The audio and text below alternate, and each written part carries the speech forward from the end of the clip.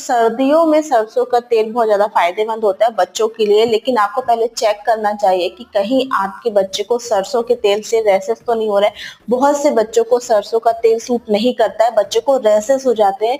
तो आपको जब यदि आपने चेक किया और रैशेज़ हो रहे हैं बच्चे को, तो सरसों के तेल का इस्तेमाल ना करें मालिश के लिए। यदि रैशेज़ नहीं हो रहे हैं तो आप उसमें अजवाइन का और लहसुन का तड़का लगा के बच्चों की सरसों के तेल से मालिश करते हो गुनगुने तेल से, तो आराम मिलता है।